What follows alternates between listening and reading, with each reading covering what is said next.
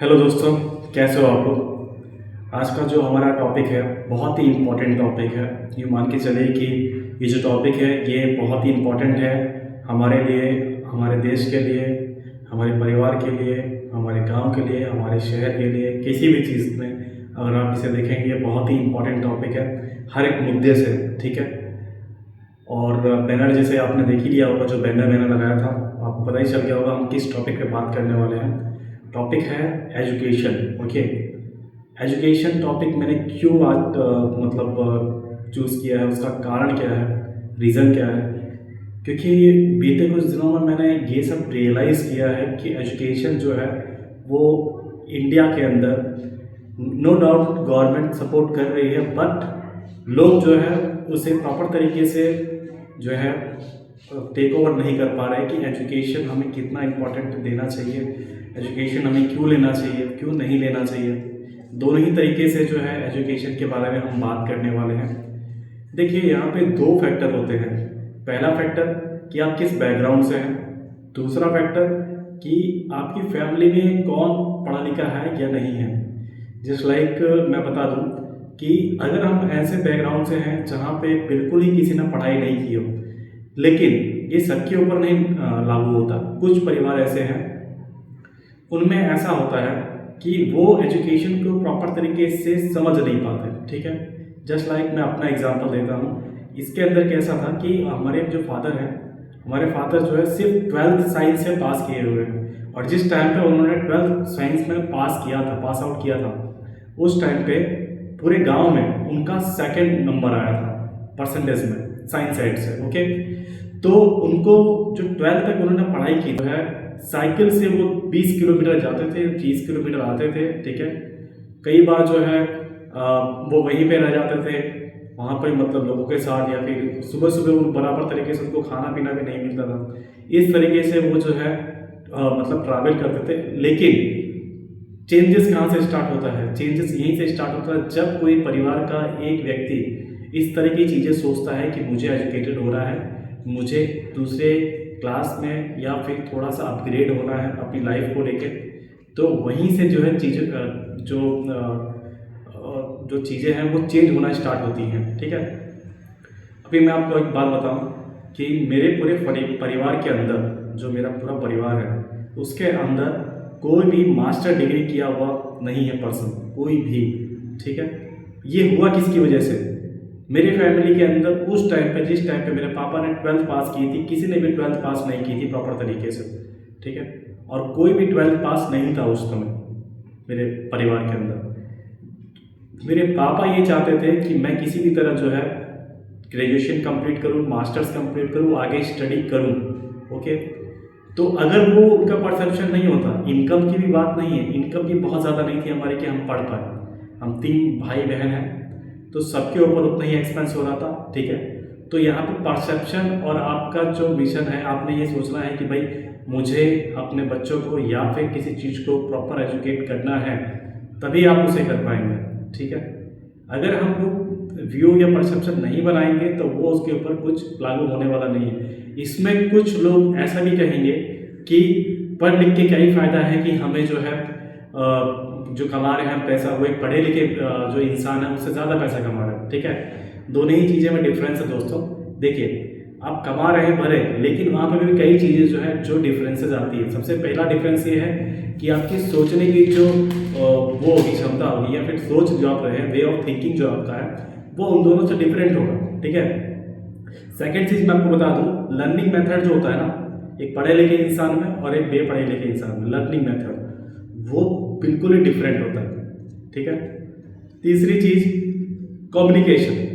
आप अगर कहीं पे जा रहे हैं, किसी से बात कर रहे हैं, कुछ भी है, तो 99% जो है सामने वाला व्यक्ति देख के पहचान जाता है कि ये वेल एजुकेटेड है, ये नहीं है, क्योंकि बात करने का तरीका जो है ना वो जो है डिफरेंट होता है लोगों का। ठीक है। इसके अलावा कैरियर को लेके आप जो है ज़्यादा सिक्योर हो जाता है कि मुझे ये करना है या फिर ये बनना है। लेकिन कुछ लोग हैं जिनको इस तरह का नॉलेज नहीं होता है, वो उस चीज़ को सोच ही नहीं पाते। ठीक है। एक्सपोजर में कैसा होता है कि अभी जो रिलेवेंट टेक्नोलॉजीज चल रही हैं, ठीक है, उसके अकॉर्डिंग जो है एजुकेटेड पर्सन जो है वो रेलिवेंट कर पाता है। ओके, रिसेंटली मैं एक नॉन आईटी कंपनी में एक जगह गया था, तो वहाँ पे मैंने देखा कि लोगों को चैट जीपीटी जो होता है वो प्रॉपर तरीके से यूज़ करना नहीं आ रहा। एक्चुअली उनको ये पता है कि चैट जीपीटी से हमें आंसर्स मिल सकते हैं, लेकिन चैट जीपीटी को किस तरह के कमांड देने हैं, कमांड कैसे देना है ताकि वो आपको प्रॉपर एग्जैक्ट रिजल्ट दे पाए, वो चीज़ नहीं कर पा रहे हैं। ठीक है, तो उनमें से मैंने एक पर्सन को बताया कि इन्विटेशन कार्ड हमें कैसे चैट जीपीटी से हम डिज़ाइन कर सकते हैं। तो मैंने उसको बना के दिया, तो बोला यार ये कैसे हुआ। मैंने कहा हाँ, कमांड जैसे दोगे वैसे ही होगा, वो अपने आप तो होगा नहीं कि इन्विटेशन कार्ड बना के दो, ये एड्रेस होना चाहिए, ये होना चाहिए, अपने आप तो होने वाला नहीं है। उसके अंदर प्रॉपर जो प्रॉम्प्ट है आपको डालना पड़ेगा, तब जाके होगा। ठीक है, तो ये सारे डिफरेंसेस है एक एजुकेटेड और नॉन एजुकेटेड पर्सन के ऊपर। ठीक है, अब मैं आपको बता देता हूँ, इंडिया के अंदर जितने भी स्टेट हैं उसमें जो हायर लिटरेसी वाले जो स्टेट हैं, इनका नाम मैं आपको बता देता हूँ, जिसमें मिजोरम है 98%, 98.2%, लक्षद्वीप है 97.3%, त्रिपुरा है 95.6%, उसके अलावा कोटा है आपका 95.5%, सॉरी कोटा नहीं, केरला।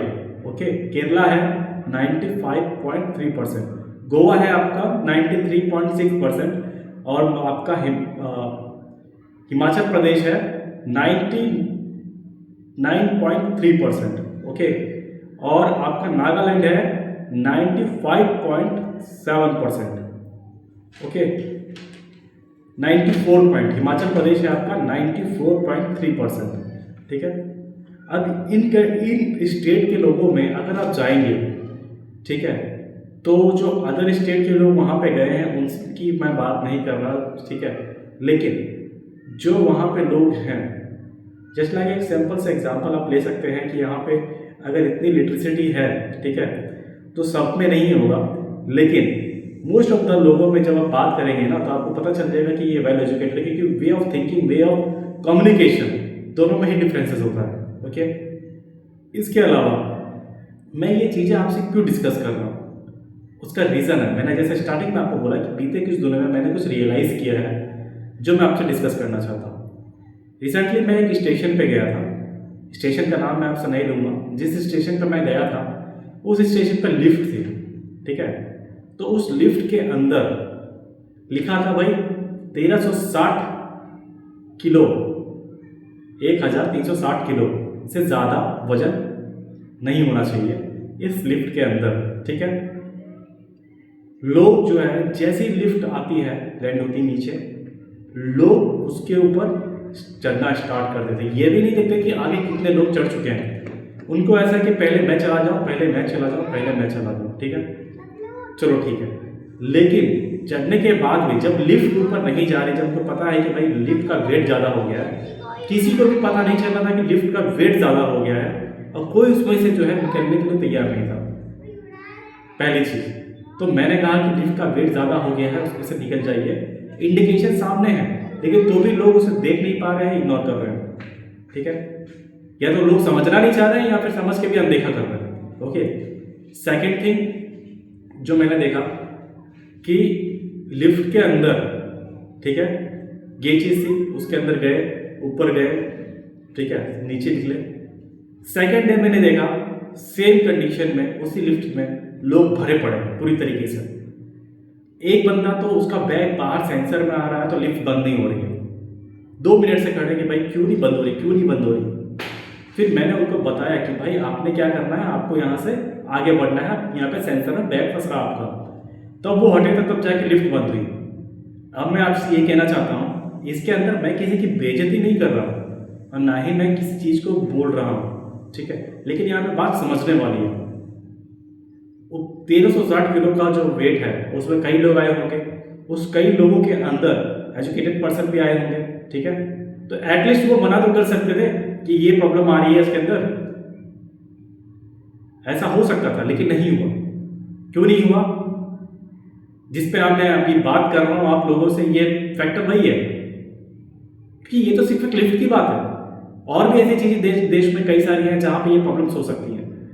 तो उसके लिए वेल एजुकेटेड, वेल नॉन होना जरूरी है, लोगों को पता चलना चाहिए प्रॉपर तरीके से हर चीज़। ठीक है, और उसके लिए ज़रूरी है कि अगर गवर्नमेंट हर जगह पे आपको स्कूल कॉलेजेस सब कुछ दे रही है तो एटलीस्ट आप जो है स्टडी करें। नहीं हो रहा तो गवर्नमेंट स्कूल में अगर कहीं पे हो रहा है, 10th तक भी हो रहा है, 12th तक भी हो रहा है, ग्रेजुएशन तक भी हो रहा है, तो उसे कंप्लीट करें। और सेम थिंग मैं आपको बता दूं कि यहाँ पे कई चीज़ें आपको ये भी करनी पड़ेगी कि आप अगर कहीं पे हैं, आप वेल एजुकेटेड हैं, आपके आजू बाजू में कहीं पे फैमिली है जो बिल्कुल भी एजुकेटेड नहीं है लेकिन वो पढ़ाना चाह रहे हैं अपने फैमिली को या फिर अपने मतलब बच्चों को, ठीक है, उनको गाइडेंस ही नहीं है कि मुझे कैसे करना है कैसे नहीं करना है। अगर आप उनकी हेल्प कर सकते हैं तो लोगों को करना चाहिए, समझाना चाहिए, ठीक है, उससे बेनिफिट उन्हीं को होगा ना, और किसको होगा। तो ये देश को डेवलप करने के लिए बहुत ज़्यादा ज़रूरी है। क्यों मैं कह रहा हूँ ऐसा? एक तो लोगों के अंदर समझने की शक्ति बढ़ेगी कि भाई हमें करना क्या है, मेच्योरिटी लेवल बढ़ेगा, ठीक है। देश कंट्री ऐसे ही डेवलप नहीं होती है। आज हमारे देश के अंदर जहाँ पर भी अगर कंपनियाँ, आईटी कंपनी, मैन्युफैक्चरिंग कंपनी है, क्या सारी की सारी गवर्नमेंट की है? नहीं। क्यों कह रहा हूँ मैं? क्योंकि चाइना के अंदर जो भी मैन्युफैक्चरिंग कंपनीज बनी हैं, जो भी जिस प्रोडक्ट से भी आप जो भी प्रोडक्ट सोचते हो वो चाइना बना के दे देता है आपको। क्यों बना के दे देता है? क्योंकि वहाँ पर सारी की सारी मैन्युफैक्चरिंग कंपनीज है, वहाँ पे सारी की सारी आईटी कंपनीज है, वो सारी की सारी गवर्नमेंट ने बनाई है? नहीं। वहाँ पे एजुकेशन को इतना प्रेफरेंस दिया गया है कि हर एक बंदा अपने स्किल्स पर वर्क कर रहा और वो उस चीज़ की कंपनी खड़ा कर देता है। कहीं ना कहीं वहाँ पे एजुकेशन फैक्टर बहुत ही मायने रख रहा है। क्यों? चाइना जो है वो पूरे ग्लोबली बहुत बड़ा एक्सपोर्टर है। हमारी कंट्री के अंदर जो फेस्टिवल होते हैं हमको पता नहीं होता, लेकिन चाइना को पहले पता होता है, उसके प्रोडक्ट्स मार्केट के अंदर पहले ही आ चुके होते हैं। क्यों आते हैं? ये आप सोचने वाली बात है, आप खुद सोच के देखिए, क्वेश्चन मार्क लगाइए कि क्यों आते हैं ऐसा। क्वेश्चन मार्क होना चाहिए इसमें, क्यों होता है एग्जैक्टली। तो आज का जो टॉपिक था दोस्तों वो इसी चर्चा पे मैं करना चाह रहा था, ताकि आप लोगों को पता चले कि एजुकेशन क्यों इम्पोर्टेंट है हमारे देश के लिए, हमारी कंट्री के लिए, डेवलपमेंट के लिए। ओके, आप अगर गल्फ कंट्रीज में अगर जाएंगे ना तो वहाँ पे आपको केरला के जो कैंडिडेट्स है वो टॉप लेवल मैनेजमेंट में मिल जाएंगे ज़्यादातर। क्यों मिलेंगे? क्योंकि उन्होंने अपने ऊपर वर्क किया, उनका एजुकेशन सिस्टम बहुत स्ट्रांग है। अभी मैंने जिन लोग स्टेट्स के बारे में बताया, मिजोरम, लक्षद्वीप, कोटा, गोवा, नागालैंड, हिमाचल प्रदेश, ओके, इनमें जो है पहले ऐसा नहीं था कि बहुत ज़्यादा था। अगर आप मिजोरम की बात करें 2011 के अंदर बता रहा हूँ 91.33% था। 1943 में अराउंड 43.5% लिटरेसी रेट था, ठीक है।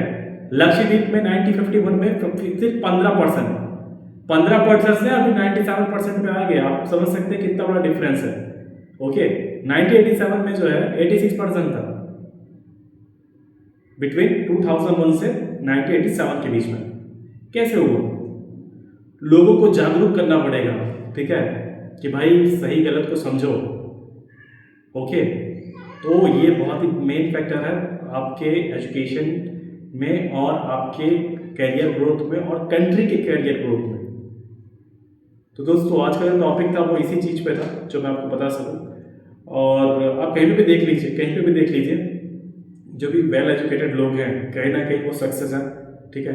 अगर सक्सेस नहीं है तो भी वो बहुत ज़्यादा रोना धोना नहीं करेंगे उस चीज़ को लेके, ठीक है। आप किसी भी कंट्री को ले लीजिए, किसी भी व्यक्ति को ले लीजिए, किसी पॉलिटिशियन को ले लीजिए, ठीक है। तो दोस्तों ये वीडियो आपको कैसा लगा आप ज़रूर लाइक एंड शेयर कीजिएगा। और अगले वीडियो में हम जो है फिर किसी नए टॉपिक के साथ आएंगे और नई चीज़ों के साथ आएंगे, ताकि जो है हम उसको शेयर कर सकें। लाइक एंड सब्सक्राइब कीजिएगा चैनल को और शेयर कीजिएगा। Thank you so much.